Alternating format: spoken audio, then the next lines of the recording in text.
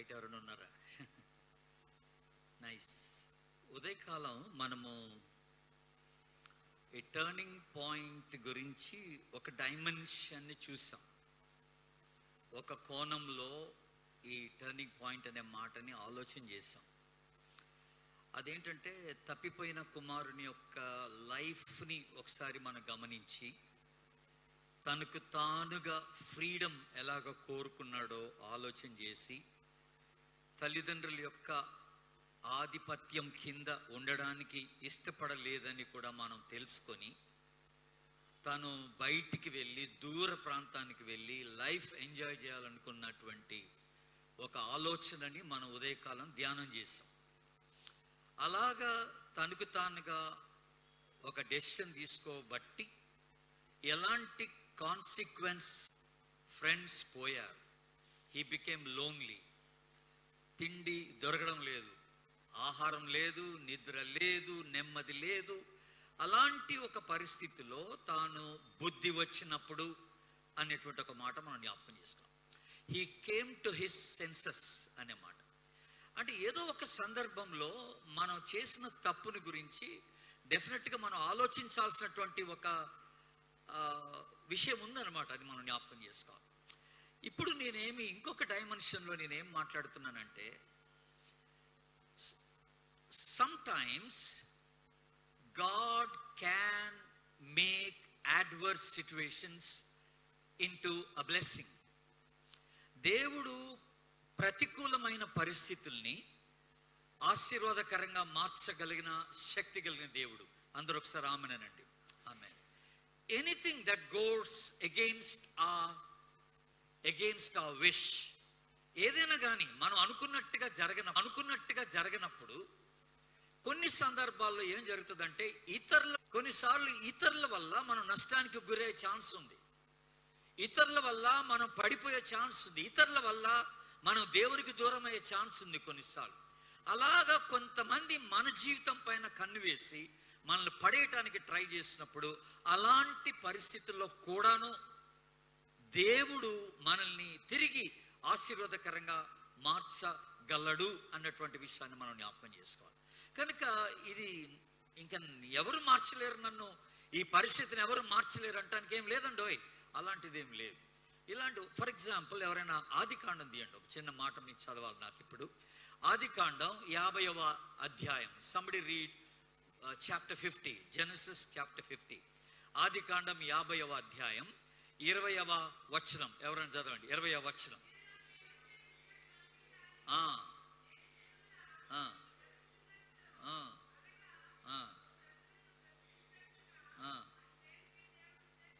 Very good. నీ గొంతులో mic ఉందా తల్లి? చాలా చక్కగా పెద్ద వాయిస్ వినపడుతుంది నీది. Very nice. God bless you. మీరు కీడు చేయనుద్దేశించిరి గాని నేడు జరుగుతున్నట్టుగా దేవుడు దానిని మేలుకే చేసెను. ఎవరన్న మాట ఇది? యోసేపు అన్నమాట. యోసేపు యొక్క బ్రదర్స్ అందరూ కూడా తన మీద అసూయ కలిగి తన యొక్క నష్టాన్ని నాశనాన్ని కోరుకోవడానికి ప్రయత్నం చేశారు. Right from the very beginning వాళ్ళు తన మీద ఒక జెలస్ ఫీలింగ్ పెట్టుకున్నారు, పగబెట్టుకున్నారు. అతన్ని గుంటలో పడేశారు. చనిపోయాడని చెప్పి తండ్రికి ఇన్ఫార్మ్ చేశారు. వేరే వర్తకులకి అమ్మి పడేశారు. ఇతడు వేరే ప్రాంతానికి వెళ్ళినప్పుడు అక్కడ రాజుగారి గృహమందు అనవసరంగా జైల్లో పడ్డాడు. జైల్లో పడ్డ తర్వాత మర్చిపోయారు. జైల్లో సహాయం పొందుకున్న వాళ్ళు మర్చిపోయారు. ఇలాగా ప్రతి సంఘటనలో అన్ని ప్రతికూలమైన పరిస్థితులు యోసేపుకు వచ్చినట్టుగా మనం చూస్తున్నాం. ఒక బ్యూటీ ఏమిటనంటే దేవుని బిడ్డలారా, నీ ప్రమేయం లేకుండా నీ జీవితంలో కొన్ని ప్రతికూలమైన పరిస్థితులు వస్తున్నప్పుడు నువ్వు చేయాల్సిన పని ఏంటంటే, డోంట్ రెబెల్ అగెయిన్స్ట్ గాడ్. దేవునికి విరుద్ధంగా నువ్వు ఎదురు తిరగబాక. నువ్వెందుకు ఇలా చేసావు అని అనబాక. ప్రభా నువ్వు ఇలాగ చేసినట్లయితే నీ సన్నిధికి రాను, నేను ప్రార్థన చేయను. యోసేపు లైఫ్లో మనం చూస్తుంది ఏంటంటే, ప్రతి స్టేజ్లో ప్రతి దశలో ఆయనకి వ్యతిరేకతలు వస్తున్నప్పటికి కూడా యోసేపు పట్ల దేవుని పట్ల నమ్మకమైనటువంటి బిడ్డగా ఉన్నాడు. ఒకసారి అందరూ దేవుని స్తోత్రం చెప్పండి. హల్లెలూయా. నమ్మకత్వాన్ని కనపరుచుకున్నాడు. పరిస్థితులు ఏదేమైనప్పటికీ కూడా నా దేవుని ఎదుట నేను నమ్మకంగా ఉంటాను. ఆయన అలాగే ప్రేమిస్తాను. ఒకవేళ ఈ పరిస్థితులన్నీ కూడా ప్రభు ఎరిగిన వాడు గనుక ఒక ఉద్దేశంతోనే ఈ పరిస్థితులన్నీ కూడా దేవుడు నా జీవితంలో కలిగిస్తున్నాడేమో అని అనుకొని తాను దేవునికి సమర్పించుకొని నమ్మకమైన బిడ్డగా ప్రతి పరిస్థితిలో నిలబడ్డట్టుగా మనం చూస్తున్నాం. అందుకని ఈవెన్ తన కుటుంబానికి మాత్రమే కాకుండా ఎంటైర్ నేషన్కి, దేశం అంతటికీ ఆశీర్వాదకరంగా ఆ యోసేపుని దేవుడు ఉన్నతంగా నిలబెట్టినట్టుగా మనం చూస్తున్నాం. అది తన లైఫ్ ఎండింగ్కి వచ్చే లోపల యోసేపు నాకు అర్థం కాని పరిస్థితులు వచ్చాయి, ఎందుకు ఇలాగ జరుగుతుందని నేను అనుకున్న సందర్భాలు ఉన్నాయి. కానీ వీటన్నిటికీ నాకు ఆన్సర్ లేదు కనుక నేను చేయాల్సిన పని ఏంటంటే ఆ పరిస్థితి అంతట్లో నన్ను నేను దేవునికి అప్పగించుకోవాలా. ఆ పరిస్థితిని కూడా దేవునికి అప్పగించుకున్నప్పుడు అది ఎంతో ఆశీర్వాదకరంగా మారుతుందని దేవుడు జ్ఞాపకం చేస్తున్నాడు. I don't know what you are going through this evening. నువ్వు ఎలాంటి పరిస్థితి గుండా వెళ్తున్నావో నాకు తెలియదు. నీలో ఉన్న క్వశ్చన్స్ ఏంటో, నీలో ఉన్న అనుమానాలు ఏంటో నాకు తెలియదు. ఏ విషయాన్ని గురించి నువ్వు తికమకబడిపోతున్నావు, ఆందోళన చెందుతున్నావు నాకు తెలియదు దేవుని బిడ్డ. కానీ ఒకటి మాత్రం నాకు తెలుసు ఏంటంటే నీ పరిస్థితుల్ని, నువ్వు ఎదుర్కొంటున్న పరిస్థితుల్ని దేవుడు ఆశీర్వాదకరంగా మార్చగలడని నేను నమ్ముతున్నాను. అందరూ ఒకసారి ఆమెనండి. ఆమె డెఫినెట్గా ఇది జరుగుద్ది. ఇది ఫస్ట్. ఇక్కడ ఒక టర్నింగ్ పాయింట్ ఎవరు చేశారంటే దేవుడు చేశాడు. ఈ టర్నింగ్ పాయింట్ ఎవరి వల్ల జరిగిందంటే దేవుని వల్లే జరిగింది.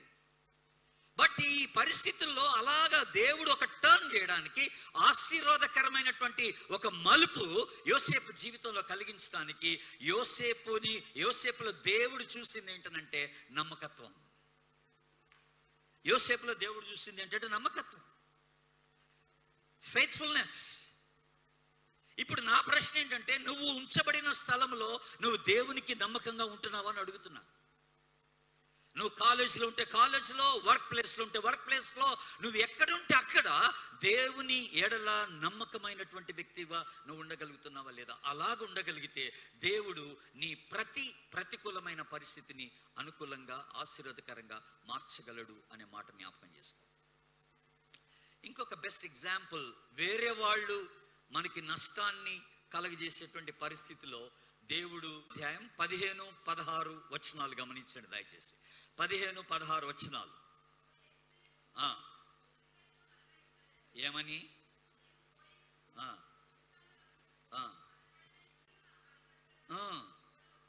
మేము కూడా ఉపవాసం ఉందుము, న్యాయ విరుద్ధమైనను రాజునొద్దకు ప్రవేశించదను. మనందరికీ తెలిసినట్టుగా, అంటే ఒకవేళ మీలో చాలా మందికి ఈ స్టోరీ తెలియదేమో, ఇక్కడ ఎస్తేర్ గ్రంథం మనం చూసేది ఏంటంటే యూదులందరికీ ఎగెయిన్స్ట్ గా మొర్దెకై అన్నటువంటి ఒక వ్యక్తి చాలా కుట్ర పన్ని యూదులందరినీ చంపించేయాలంటాడు రాజు దగ్గర.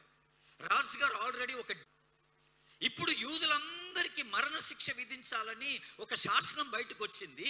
ఎస్తేర్, నువ్వు కూడా ఒక యూదురాలివే, నువ్వు లోపట నావు గుర్తుపెట్టుకో, ఈ పరిస్థితి కొరకేనేమో నువ్వు ఇక్కడ రాజాస్థానంలో ఉంటున్నదని ఒకసారి జ్ఞాపకం చేసుకో. This is the time you need to take risk of your life అని అన్నాడు. నువ్వు కొంత రిస్క్ తీసుకోక తప్పదన్నాడు. ఇప్పుడు ఎందుకు రిస్క్? ఇప్పుడు ఏంటంటే దేవుని బిడ్డలారా, తన ప్రజలందరికీ నష్టము జరగడానికి, మరణము జరగడానికి ఆ పరిస్థితి ఏర్పాటు చేయబడినప్పుడు అక్కడ ఎస్తేర్ నుండి దేవుడు ఒక మంచి విషయాన్ని ఎక్స్పెక్ట్ చేశాడు. ఏంటనంటే ధైర్యంగా ప్రార్థన చేసుకొని రాజు సన్నిధిలోనికి వెళ్ళడానికి ఆమె ఒక నిర్ణయం తీసుకుంది. బ్యూటిఫుల్ మాట ఏంటంటే ఇక్కడ బయట మీరు ప్రార్థన చేయండి, లోపల నేను కూడా నా చెలికత్తలతో పాటు ఉపవాసం ఉండి ప్రార్థన చేస్తాను. ఇక్కడ సెకండ్ థింగ్ నేను మీకు జ్ఞాపకం చేయాలనుకుంటుంది ఏంటంటే నీ పరిస్థితుల్లో మార్పు చెందడానికి నువ్వు చేయాల్సినటువంటి ఇంకొక మంచి పని ఏంటంటే దేవుని సన్నిధిలో ప్రార్థనలో కనిపెట్టడమే. అందరూ ఆమెనండి ఒకసారి. ప్రార్థన చేయి. ఎందుకు ఊకే సణుగుతావు? ఎందుకు ఊకే దాని గురించి ఆలోచన చేస్తావు? ఎందుకు ఊకే కోపం పెట్టుకుంటావు దేవుని మీద?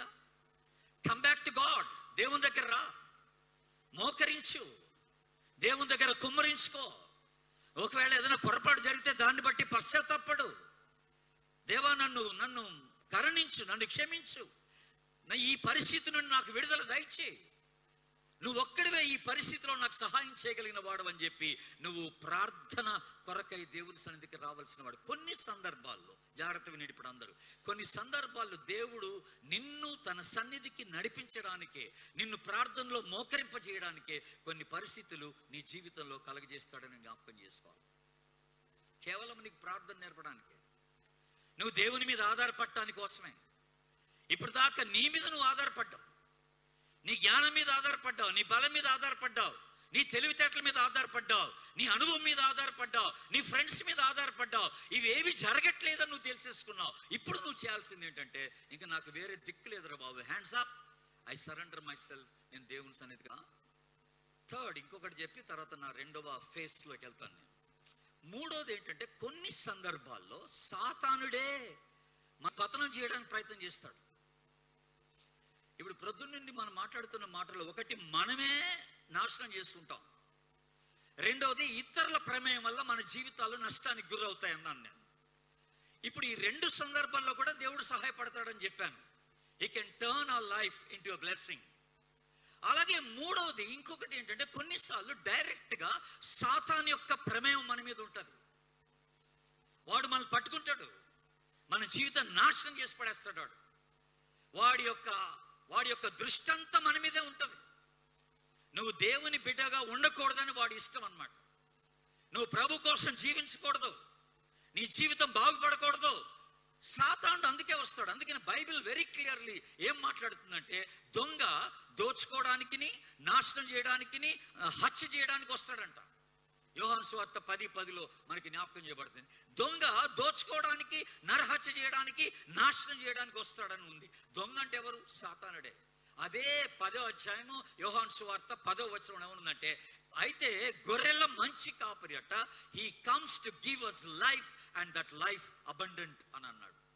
యేసు ప్రభు అయితే ఒక గొర్రెల కాపరిగా ఆయన మనకి జీవాన్ని ఇవ్వడానికి, అది సమృద్ధికరమైన జీవాన్ని ఇవ్వడానికి ఆయన వస్తున్నాడని జ్ఞాపకం చేస్తున్నాడు.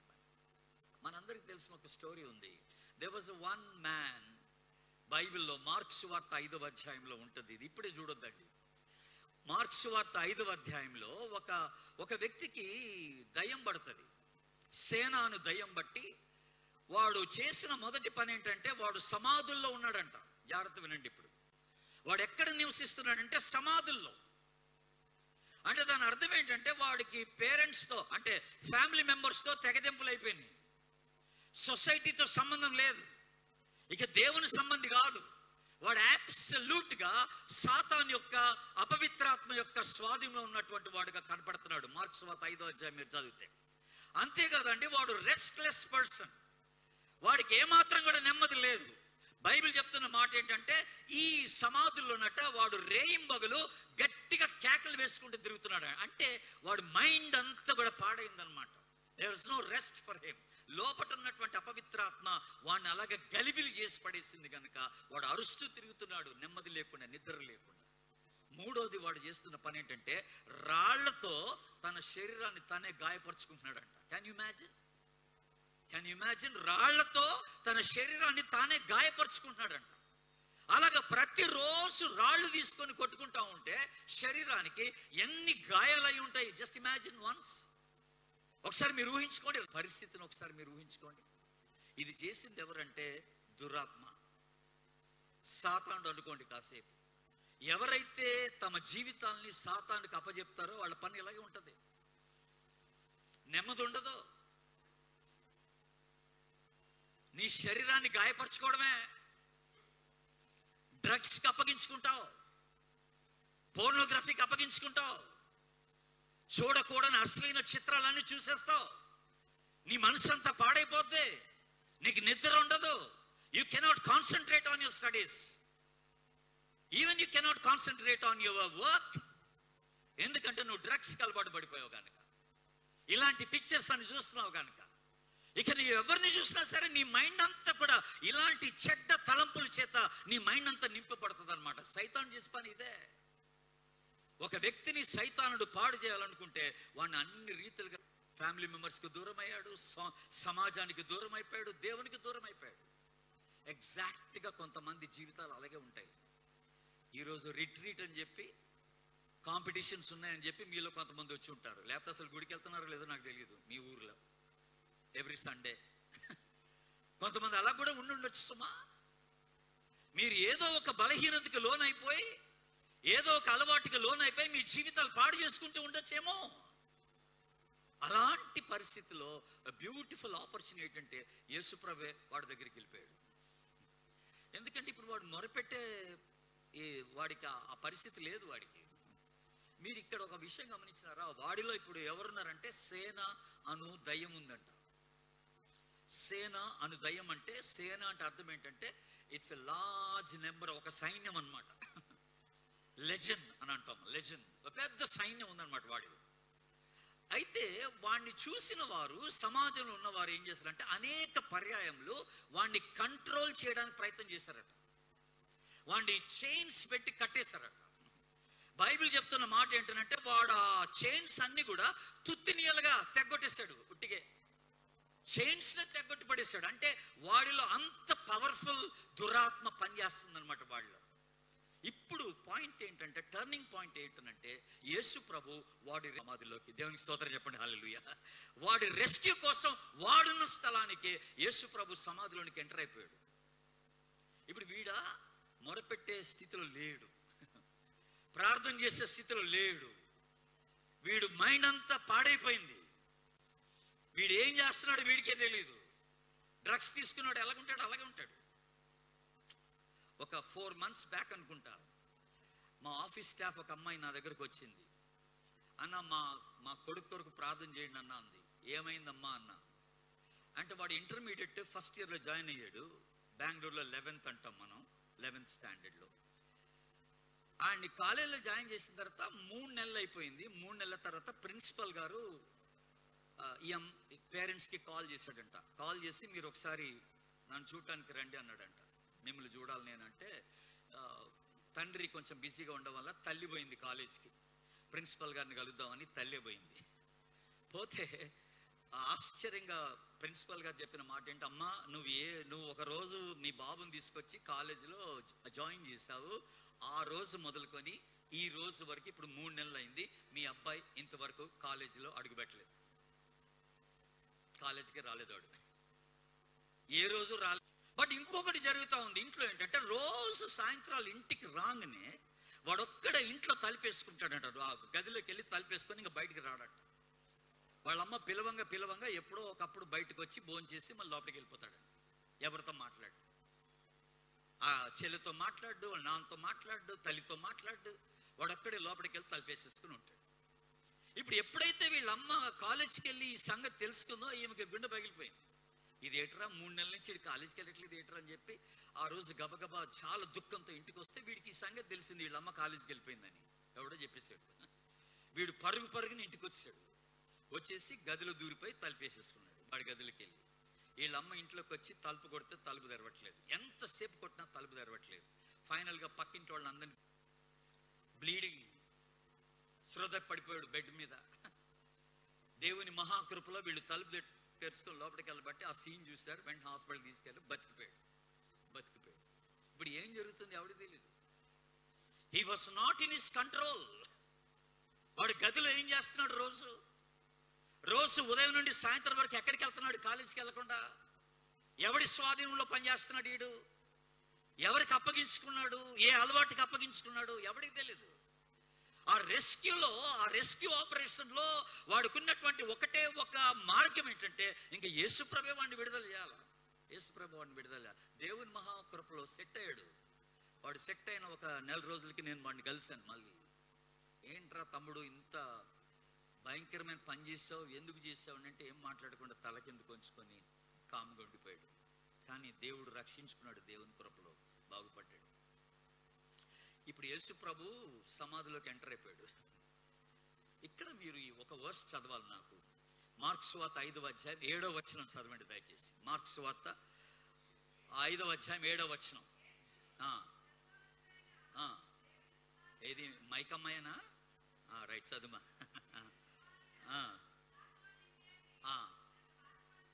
ఇప్పుడు ఆగండి. ఎవరు మాట్లాడుతున్నారు వీళ్ళని చెప్పండి నాకు. ఇప్పుడు ఎవరు? సాతానుడు ఏమంటున్నాడు? సైతానుడు యేసు ప్రభుని గుర్తిస్తున్నాడు. యేసు అని కేక పెట్టాడు. పెట్టి ఏమన్నాడు తెలుసా? నాతో నీకేంటి, please don't trouble us, don't trouble us, మమ్మల్ని బాధ పెట్టద్దు అని అంటే అర్థం ఏంటంటే, సైతానుడికి ఎప్పుడు కూడా దేవుని యొక్క ఇంటర్వెన్షన్ సైతానికి ఇష్టం ఉండదు. దేవునికి సమర్పించుకోవడం సైతానికి ఇష్టం ఉండదు. డోంట్ ట్రబుల్ us, మా దగ్గర రావద్దు, నో నో అంటాడు ఎప్పుడు సైతాను. అందుకనే మీలో సైతానుడు బలంగా పనిచేసినప్పుడు మీ పేరెంట్స్ గుడికి రమ్మన్నా రారు, ప్రార్థన చేసుకోమంటే చేసుకోరు, వాక్యం చదవమంటే చదవరు, దేవునికి సంబంధించిన ఏ కార్యక్రమం అయినా మీకు బోరు కొట్టిపోద్ది, రానని చెప్పిస్తారు. అలాగా చేయించేది ఎవడంటే మీలో బలంగా పనిచేస్తున్నటువంటి సైతానుడు అన్నమాట. దేవుని మహాకృపలో యేసు ప్రభు వచ్చి వాడికి విడుదల కలిగజేశాడు. దేవునికి స్తోత్రం చెప్పండి, హల్లెలూయా. వీడు బాగైపోయిన తర్వాత బైబిల్లో ఏమని రాస్తుందో తెలుసా అండి? ఇప్పుడు 5వ అధ్యాయం చూడండి మళ్ళీ ఒకసారి. మార్క్స్ వార్త 5వ అధ్యాయం, ఆ రెఫరెన్స్ పర్ఫెక్ట్గా చూడాలి కదా ఇప్పుడు. ఓకే, 5వ అధ్యాయం చూడండి, 15వ వచనం చూడండి. 15వ వచనం, జనులు జరిగినది చూడవెళ్ళి యేసునొద్దకు వచ్చి దయ్యములు పట్టిన వాడు ఇప్పుడు ఏం ధరించుకున్నాడంటే అందరు చెప్పండి, బట్టలు ధరించుకొని స్వస్థ చిత్తుడై ఎక్కడ కూర్చున్నాడు వీడు? ఇప్పుడు ఎక్కడ కూర్చున్నాడు? యేసు దగ్గర కూర్చున్నాడు. దేవునికి స్తోత్రం చెప్పండి. ఇంకో బ్యూటీ ఏంటో తెలుసా అండి? ఇదంతా జరిగిన తర్వాత ఇంకా వేరే స్టోరీ ఉందిలేండి. ఇదంతా జరిగిన తర్వాత ప్రభువా నేను నీతో వచ్చేస్తాను అన్నాడు వీడే. నువ్వు ఎక్కడికి వెళ్తే అక్కడికి నీతో వచ్చేస్తాను. అసలు వాట్ ఏ టర్నింగ్ పాయింట్! ఎంత మార్పు వచ్చిందంటే ట్రాన్స్ఫర్మేషన్. ఇంకా వీడు ఉండలేకపోయాడు. ప్రభా ఇప్పుడు వరకు నేను ఆ సాతానుడి చేత వాడబడ్డాను, సాతానుడు చెప్పినట్టు చేశాను, ఇప్పుడు నాకు విడుదల కలిగజేసావు కనుక ఐ సరెండర్ మై సెల్ఫ్, నువ్వు ఎక్కడికి వెళ్తే అక్కడికి నీతో వచ్చేస్తానన్నాడు. అప్పుడు యేసు ప్రభు అన్నాడు, ఇప్పుడే రావుద్రా బాబు, ముందు మీ ఇంటికి వెళ్ళమన్నాడు. మీ ఇంటికి వెళ్ళి నీకు జరిగిందంతా మీ ఇంట్లో వాళ్ళకి చెప్పమన్నాడు. నీ టెస్ట్ మనీ ఎక్కడ స్టార్ట్ కావాలంటే మీ ఇంట్లోనే. జరిగిందంతా మీ ఇంట్లో వాళ్ళకి చెప్పేమన్నాడు. వీడేం చేశాడంటే ఇంట్లో వాళ్ళకే కాదు, అక్కడ తెలుగులో రాయబడిన మాట ఏంటంటే దెకపోలి అని రాయబడి ఉంది. ఎక్కడ ప్రకటించాను? దెకపోలి. దెకపోలి అంటే 10 cities అన్నమాట. డెకపోలిస్ అని అంటే 10 cities అని అర్థం. 10 పట్టణాల్లోకి వెళ్ళి యేసు ప్రభు గురించి చెప్పాడంట. దేవునికి స్తోత్రం చెప్పండి, హల్లెలూయా. That was the transformation that took place when Jesus intervened in his life. ఇప్పుడు నేను జీసస్ ఇంటర్వెన్షన్ గురించి మాట్లాడుతున్నా, జాగ్రత్త వినండి. ఇప్పుడు కొంతమంది జీవితాల్లో యేసు ప్రభువే ఇంటర్వ్యూన్ అవుతాడు. టర్నింగ్ పాయింట్ అంటే ఇదే. ఏ విషయాన్ని బట్టి ఇంటర్వ్యూన్ అవుతాడు?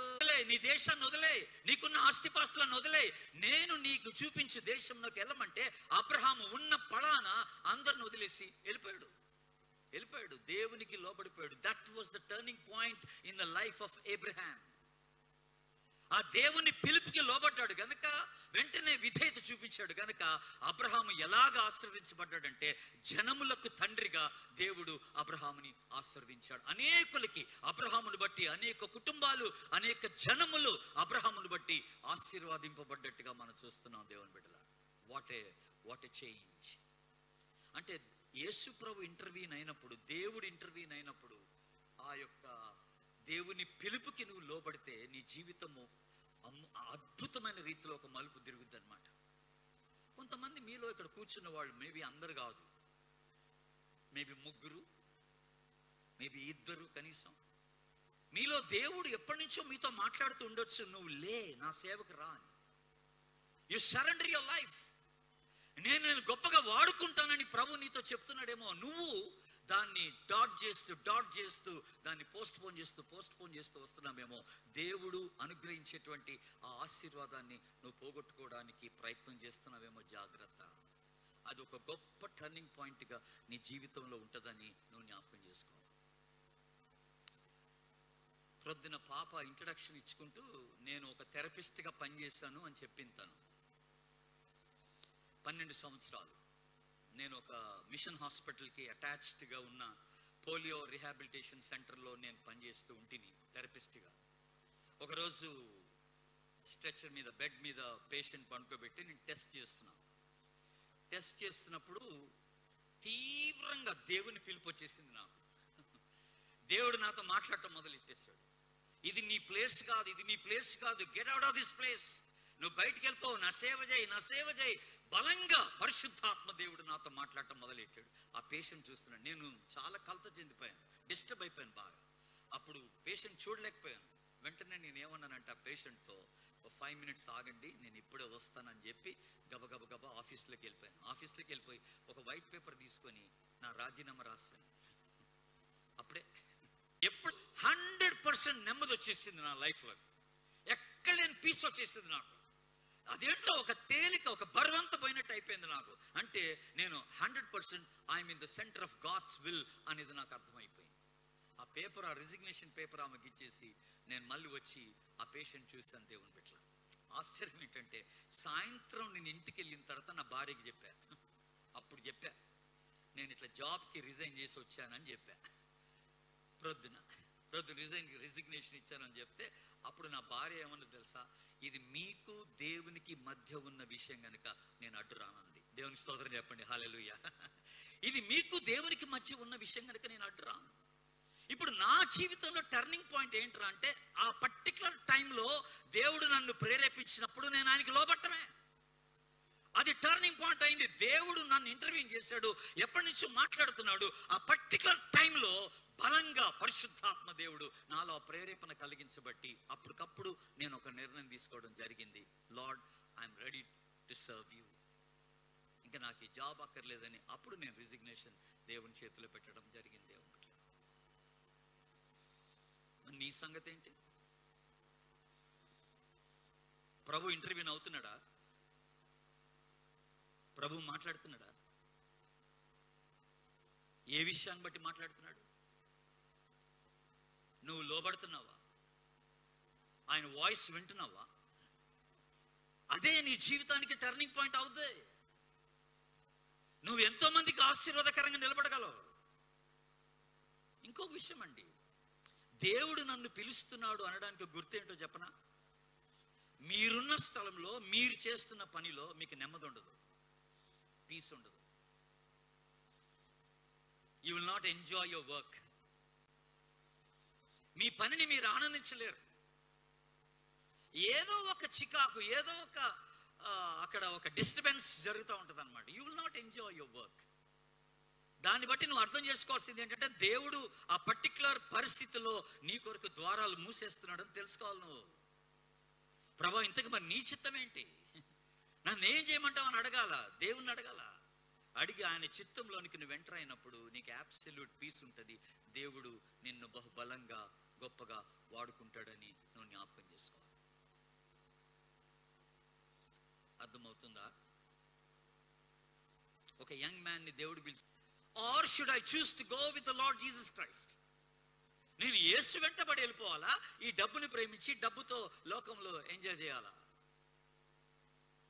వీడు విచారం ఏంటంటే, బైబిల్ చెప్తున్న మాట ఏంటంటే, ఆస్తిని ప్రేమించాడు గనక చాలా విచారంగా ముఖము చిన్నబుచ్చుకొని, అంటే హీ ఫెల్ట్ అషేమ్డ్ అని అర్థం అనమాట. ముఖం చిన్నబుచ్చుకోవడం అంటే సిగ్గుపడ్డాడని అర్థం అనమాట. యేసు ప్రభుకి ఎస్ అని చెప్పలేక డబ్బును చూసుకుని వెళ్ళిపోయాడు. యేసు ప్రభుని వదిలేసి వెళ్ళిపోయాడు.